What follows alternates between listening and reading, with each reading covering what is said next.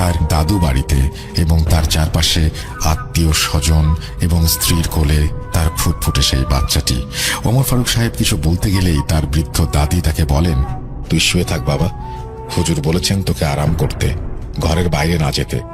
মূলত সেখানকার একজন মসজিদের ইমাম তার চিকিৎসার জন্য সেদিন রাতেই তার বাসায় আসেন এবং ওমর ফারুক সাহেবের এই অবস্থা দেখে তাকে একটি তাবিজ দিয়ে যান এবং কিছু দোয়া কালাম আর আমল দিয়ে যান। কিন্তু ওমর সাহেবের যে দুর্বলতা তা কিছুতেই কমছে না। সে শুধু মুখ নাড়িয়ে কিছু কথা বলতে পারছে, তাছাড়া তার কোনো শক্তি সে উপলব্ধি করতে পারছে না। সে দুঃখ কষ্ট নিয়ে তার দাদিকে বলে, আর সহ্য হয় না, আমার বাচ্চাটা একটু কোলে নিব, একটু দেখবো চেহারাটা, তাও পারছি না, আল্লাহ খোদা আমাকে রহম করো। তার দাদি বলে ওঠেন, দুঃখ পাস না দাদু, আমরা তো চিকিৎসার ব্যবস্থা করছি, তুই তাড়াতাড়ি সুস্থ হয়ে যাবি আর সব ঠিক হয়ে যাবে, আল্লাহর উপর ভরসা রাখ। সেদিন রাতেই ওমর সাহেব ঘুমের মধ্যে দেখতে পান একটি বাচ্চা ছেলে, তার বয়স 4 থেকে 5 বছর হবে। সেই বাচ্চাটি তাকে ঘুমের মধ্যে বলছে, আব্বু আমার সাথে আসো, এই দিকে চলো, আমরা ওখানে যাব। ওমর ফারুক সাহেব ঘুমের মধ্যেই চলতে শুরু করেন এবং তিনি স্বপ্নের মধ্যে দেখছিলেন বাচ্চাটি তাকে ডাকছে এবং সে ঘুমের ঘোরের মধ্যেই বাচ্চাটির পেছন পেছন হাঁটতে হাঁটতে তাদের পুরনো এক পুকুরের পাড়ে এসে দাঁড়ান এবং সেখানে হঠাৎ তার ঘুম ভেঙে যায় এবং তিনি দেখতে পান যে তিনি বাসায় নেই, তিনি অন্য একটা স্থানে এসে পড়েছেন। পরবর্তীতে তিনি কিছু ভেবে ওঠার আগেই তার কানে শব্দ আসতে থাকে, তোর দিন শেষ, তোকে এখন পরলোক গমন করতে হবে, তোকে এমন ভাবে মারব আমার বুবুকে যেভাবে মেরেছিলি তার থেকেও নির্মম ভাবে তোকে মরতে হবে। এই বলে হঠাৎ করে তার পেছন থেকে একটি হাত এসে তাকে ধাক্কা দেয় এবং তিনি পানিতে পড়ে যান। পানিতে চুবানি খেতে থাকা অবস্থায় তিনি দেখতে পান তার মা পুকুর পাড়ে এসে তাকে বলছে, না রে বাবা, আমাকে ক্ষমা কর, আমাকে ক্ষমা কর, আমি অনেক চেষ্টা করেও তোকে বাঁচাতে পারছি না রে বাবা, ওরা তোকে বাঁচতে দিবে না। এই বলে তার মা ও হাওয়ায় মিলিয়ে যায় এবং সে চুবানি খেতে খেতে তার পায়ে কি যেন একটা টান অনুভব করেন। তিনি চেষ্টা করেও পানি থেকে উপরে উঠতে পারছেন না। এক পর্যায়ে ওমর ফারুক সাহেব শেষ নিঃশ্বাস ত্যাগ করেন এবং তিনি সেখানেই মারা যান। পরদিন তাকে বাসায় খুঁজে না পেয়ে গ্রামের লোকেরা খুঁজতে খুঁজতে এই পুকুরের মাঝখানে এসে লাশটি দেখতে পায়। বাসায় দুঃখের বন্যা বয়ে যায়। তারপর সবাই ধর্মীয় নীতি অনুসারে তাকে গোসল করিয়ে তার দাদার কবরের পাশে তাকে দাফন করে। তারপর বেশ কিছুদিন কেটে যায়। ওমর ফারুক সাহেব দুনিয়াতে নেই। বলে রাখা ভালো, ওমর ফারুক সাহেবের সেই পরিচিত আলেম সাহেব হঠাৎ একদিন উধাও হয়ে যান এবং তাকে আর কোথাও খুঁজে পাওয়া যায় না। তার পরিবার ভেবে নিয়েছিল তিনি হয়তো মারা গিয়েছেন। একদিন ওমর ফারুক সাহেবের মারা যাওয়ার প্রায় 6 মাস হতে চলল। ওমর ফারুক সাহেবের স্ত্রী স্বপ্নে ওমর ফারুক সাহেবকে দেখতে পান এবং ওমর ফারুক সাহেব বলেন, আমাকে ক্ষমা করে দিও, আমি জেনে বুঝে তোমাদের বিপদের মুখে ফেলে গিয়েছি, আল্লাহ মাফ করুক। এবং সে আরও স্বপ্নে বলে যে জিনটি এতেও শান্ত হয়নি, সে তার বোনের প্রতিশোধ নিতে ওমর ফারুক সাহেবের ছেলে ক্ষতি করতে পারে। সেই স্বপ্নের মধ্যে তিনি বলে যান ওই হুজুরের কথা যার মাধ্যমে তার প্রথম জিনটির কাছে তিনি রেহাই পেয়েছিলেন। ও আরেকটি কথা বলতে ভুলেই গিয়েছি, তখন ওমর ফারুক সাহেবের স্ত্রী তার বাবার বাসায় ছিলেন। তিনি তৎক্ষণাৎ সেই হুজুরের ব্যাপারে সন্ধান করেন এবং তার কাছে গিয়ে বিষয়গুলো জানান। হুজুর তার জিনের মাধ্যমে ওই জিনগুলোকে আটক করেন এবং বোতলবন্দি করে সিলেটের কোনো এক মাজারে দেখিতে ফেলে আসেন। আস্তে আস্তে তাদের এই দীর্ঘদিনের সমস্যার সমাধান হতে থাকে। এই ছিল আমার ঘটনাটি চাইলে আমি রেকর্ড করেও পাঠাতাম, কিন্তু আমার মুখের ভয়েসের থেকে আপনার মুখে ঘটনা শুনতে অনেক আনন্দ, এক প্রকার মজা লাগে। আমি কোনো প্রফেশনাল রাইটার না, আশা করি আমার লেখায় ভুল থাকলে ক্ষমা সুন্দর দৃষ্টিতে দেখবেন। আশা করি ঘটনাটি সিলেক্টেড হবে। আপনার জন্য দোয়া রইল রাসেল ভাই। ভূত.com চিরজীবী হোক এই আশা এবং প্রত্যাশা নিয়ে শেষ করছি। আসসালামু আলাইকুম। এই বলে তিনি ঘটনাটা শেষ করেছেন। আমার এখানে একটা প্রশ্ন আছে, সেটা হচ্ছে যে এই যে ওমর ফারুক সাহেব মারা গেলেন, তখন তিনি যে তার মাকে দেখলেন, এই পুরো দৃশ্যের বর্ণনা কি তিনি স্বপ্নতে দিয়েছিলেন? আমার মনে হয় এটা জানার একমাত্র উপায়, স্বপ্নে যেহেতু তিনি এসে তার স্ত্রীকে অনেক বিষয়ে বলেছেন, এই বিষয়টি হয়তো তিনি স্বপ্নতেই জানিয়েছিলেন। না হলে একজন মৃত মানুষ কিভাবে শেষ মুহূর্তে মারা গিয়েছিলেন, তার পা আটকে গিয়েছিল, এগুলো কিন্তু জানা সম্ভব না। প্রবাবলি এটা স্বপ্নে বলেছিলেন। এবং যেমন ঠিক আগে একটা জিনিস আমি খুব কনফিউশনে ছিলাম যে এই গ্রামের ঘটনা, মাছ যিনি বিক্রি করলেন, যিনি আড়তদার, এই সবার ঘটনা কে বর্ণনা করেছিল ওমর ফারুক সাহেবকে, সেখানে আপনি পরিষ্কারভাবে বলে দিয়েছেন হুজুর তার জিনের মাধ্যমে এই ঘটনাগুলো জেনেছিল। আর এইখানেও আমার মনে হয় তার স্ত্রী হয়তো স্বপ্নের মাধ্যমে এই ঘটনাগুলো জেনেছিল, তাছাড়া কোনো উপায় নেই।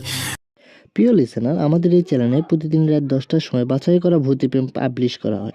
আপনারা যারা ভূতিপ্রেম শুনতে ভালোবাসেন তারা আমাদের চ্যানেলটিকে সাবস্ক্রাইব করে রাখেন, যাতে পরবর্তী ঘটনা পাবলিশ করার সাথে সাথে আপনারা শুনতে পারেন। চলুন তাহলে পুরো ঘটনাটা শুনে আসি। আমরা চলে যাব আমাদের পরবর্তী ঘটনায়। আশা করছি আমাদের ঘটনা আপনাদের ভালো লাগছে। যদি ভালো লাগে অবশ্যই আমাদের জানাবেন, যদি ভালো না লাগে সেটাও আমাদের জানাবেন। আমি আমার দ্বিতীয় ঘটনায় আমার মামার বাড়ির একটা ঘটনা শেয়ার করেছিলাম এবং সেখানে আমার মামা বাড়ির সম্পর্কে বর্ণনা দিয়েছিলাম।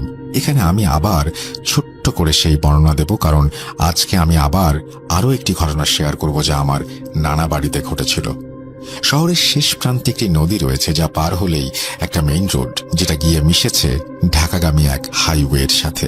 সেই মেইন রোড থেকে একটা ইটের রাস্তা নেমে সোজা চলে গেছে, ওটাই আমার মামা বাড়ি বা নানা বাড়ি যাই বলি না কেন, সেই গ্রামের রাস্তা। ওই সোজা রাস্তা ধরে প্রায় 15 মিনিট হাঁটলে আমার মামা বাড়ি। আমার মামা বাড়ির ডান দিকে ও বাম দিকে চলে গেছে আরো দুটো শাখা পথ। মামা বাড়ির পাশে আছে একটা কবরস্থান, ওটা আমার মামাদের বংশীয় গোরস্থান, যা কিনা কালের বিবর্তনে এখন পরিত্যক্ত ও অব্যবহৃত হলেও এক সময় ওখানে কবর দেয়া হতো। আমার মামা বাড়ির সাথে কবরখানাটির সংযোগ শুধু একটা কাঁটাতারের বেড়া ছাড়া আর কিছুই নয়।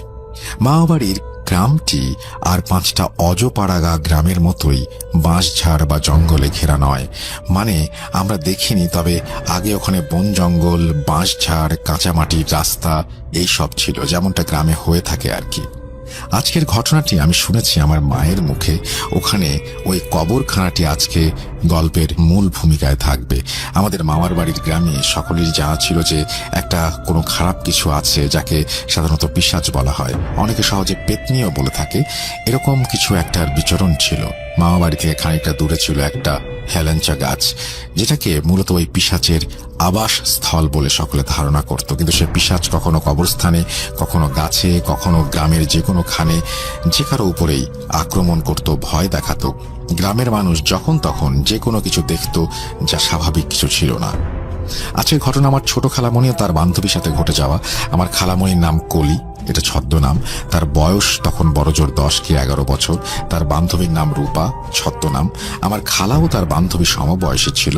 গ্রামের ছেলেমেয়েরা সাধারণত নানা রকম খেলায় পারদর্শী হয়ে থাকে। বিকেলবেলা বড়িচ্চু, গোল্লাছুট, কানামাছি, বরফ পানি, সন্ধ্যা হলেই পলাপলি, আরো না জানি কত খেলা। আজকের ঘটনাও এরকম এক খেলা থেকেই শুরু।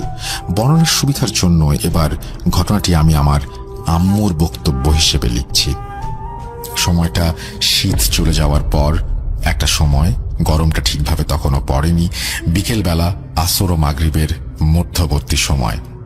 রূপা, কলি আর আরও প্রায় সমবয়সী 8-10টি ছেলে মেয়ে মিলে ওরা বাড়ির বড় উঠোনে সেদিন বুড়িচ্চি বা বৌচি খেলছিল।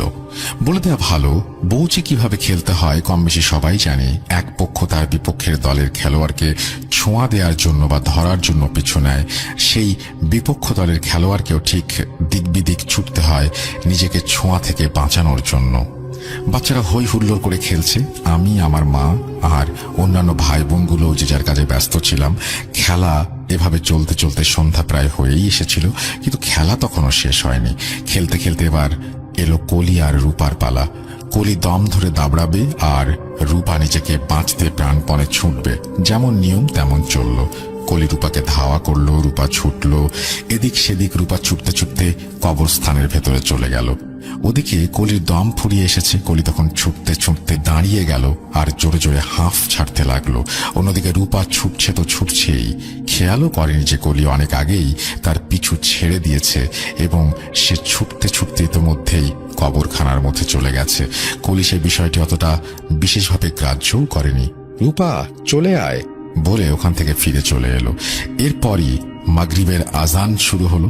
খেলায় ভঙ্গ দিয়ে সব ছেলেমেয়েরা যে যার বাড়ির পথে চলে গেল, অথচ রূপা কিন্তু ফেরেনি। এমনকি কেউ তা খেয়ালও করেনি। রূপার সাথে এরকম ঘটনা যখন ঘটছে তখন মাগরিবের পর বেশ কিছু সময় পার হয়ে গেছে।